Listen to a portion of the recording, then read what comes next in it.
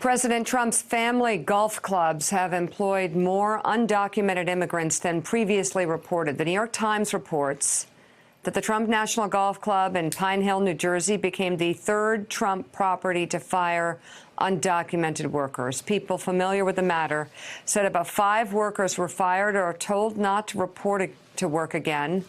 The workers were fired after the Times revealed in December that the Trump Golf Club in Bedminster, New Jersey, had employed immigrants who were working illegally in the U.S. for years.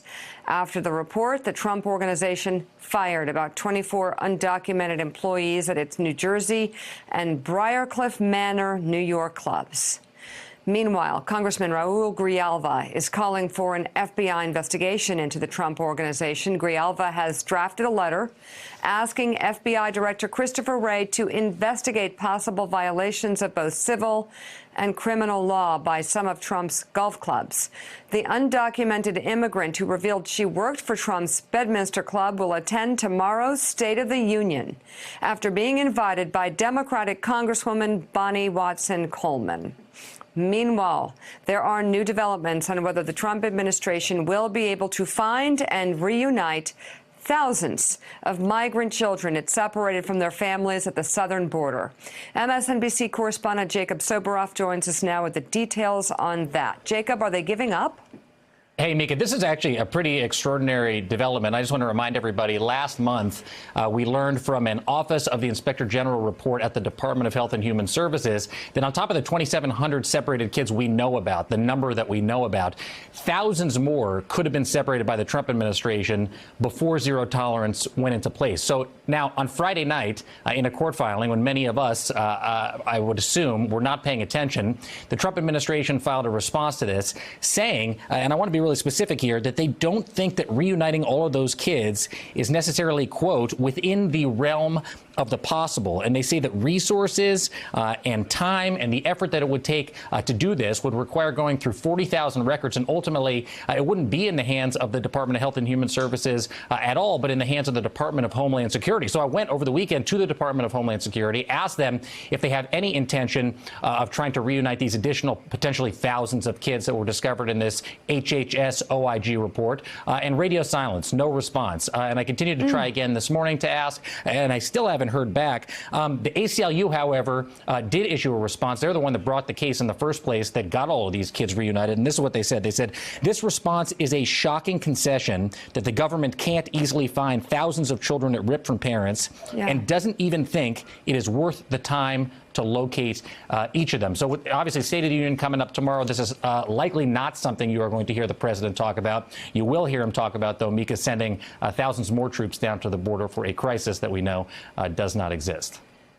So troops to the border, Joe, but totally giving up on these families that were crushed, ripped apart, and the numbers we don't even know, and no commission, no nothing trying to figure out how to right this wrong. It's beyond comprehensible. Well, and Jacob, you've been, of course, following this story so closely. The lack of transparency has been shocking. I wonder, what is it that you think the Democrats, the Democratic majority, the chairmen, chairwomen, the committees, the relevant committees, what do they need to do to make reporters' jobs easier and making this process more transparent?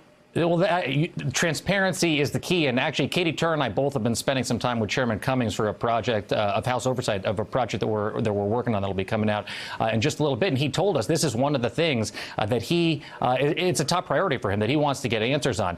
Transparency has always been the issue. First, it was where are the girls and where are the tender-age children. Now it's how many, very specifically, kids were separated prior to zero tolerance, and why can't you give us that exact number? And now it seems from this response from HHS, why aren't you willing to spend the resources to figure out who those additional thousands of children are? Will DHS play any role in the reunification of them, or are they just sort of saying, like Mika says, we're giving up at this point? And if that's the case, why? Who knew about what, when, and how are they going to undo this? Those are all things that Chairman Cummings has told us, he's trying to get to the bottom of. It's incredible. Jacob Soboroff, thank you so much for being on this morning. Thank you. I will never understand how some of the people behind this, who stood up for this, who spoke for this, especially at the Department of Homeland Security, can get up and go to work every day and look in the mirror, knowing that this has happened and that there's no effort being made to fix it. Not one. Well, American. And how many supporters of Donald Trump who claim to have certain value systems, how they have allowed children to be ripped from their mother's arms, be locked away, and have this part of the Trump administration's policy, actively separating children from their mothers. It certainly doesn't line up with the content of those value systems that these Trump supporters claim to have, or at least claimed to have before they began throwing their lot behind Donald Trump. Up next, after refusing to resign amid the controversy over that racist yearbook photo, the Washington Post reports that Virginia Governor Ralph Northam is now considering his options. That's next on Morning Joe. Thanks for checking out MSNBC on YouTube, and make sure you subscribe to stay up to date on the day's biggest stories. And you can click on any of the videos around us to watch more from Morning Joe and MSNBC. Thanks so much for watching.